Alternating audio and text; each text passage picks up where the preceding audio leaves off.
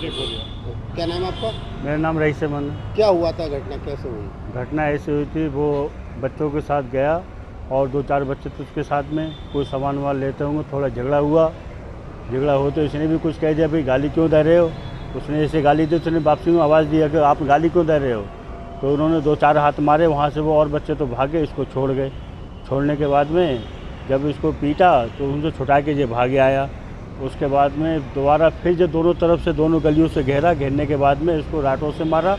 और नाबालिग लड़का है और बहुत सीधा लड़का है। आप किसी भी सीजगढ़ में पूछ सकते हो कि इस बच्चे का क्या रोल था, क्या रोल नहीं था। आप इनकार भी कर सकते हो, बहुत सीधा लड़का, कोई भी नहीं कहेगा ये लड़का किसी बात में रहता है। क्या वजह रही, कोई दुश्मनी रही? कोई दुश्मनी नहीं है, कोई चप्पल उप्पल की बात होगी, वापसी करने गए होंगे तो इसको साथ में उनके जो बच्चे छोटे थे और ले आने वाले, इसको साथ में ले गए।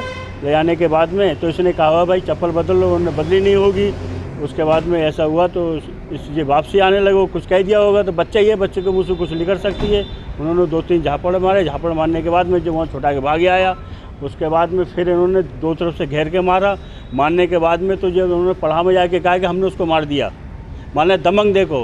दूसरी बात क्या है कि 60-70 आदमी है, कोई डर की वजह से बोलता नहीं है। इनके दमंग आदमी, पैसे वाले आदमी, दादागिरी दिखाते हैं, कोई सामने आता नहीं है इनके। आए कौन जाएगा।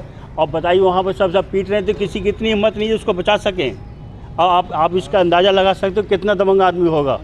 तो उन्होंने ये भी बोला था कि हमने मार दिया? हाँ, यही बोला कि हमने मार दिया। किसी और के सामने वो सुनने में आया क्या हमने मार के बगेल दिया, थाने के बराबर में बगेल दिया, उठा ला उसको जाके। ये सुनने जैसे पीट के हत्या की है। हाँ, पीट के इसको सर दीवारों में सर मारे हैं, पीछे राट मारी उसको ख़त्म करने के बाद में।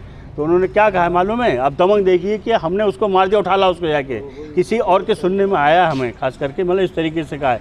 अब देखिए दादागिरी कितनी है कि थाने के सामने इनको डर नहीं है। योगी की सरकार में इतना डर नहीं है। मैं तो उनको चाहता हूँ कि सबको फांसी हो जाए। योगी की सरकार में इतनी खतरनाक मुजरिम रह रहे हैं और योगी की सरकार में पता भी नहीं है। और थाने के सामने उनकी हिम्मत देखी है कि नाबालिग को मार दिया। आप उसके बारे में किसी से भी पूछ सकते हो कि लड़का कैसा है कैसा नहीं है। पढ़ता था क्या? लड़का पढ़ता था वो तो किसी से ये भी नहीं कहता, तुम्हारे मुंह में कह देते हैं। क्या लगा? हाई स्कूल में पढ़ता था और बहुत सीधा लड़का है सर, किसी से कभी भी इनकारी कर सकते हो। अब देखिए आप कितना दमंग आदमी है। 9 में था। दूसरी बात एक बार सर और भी है, 2 ही बच्चे हैं बेचारे के।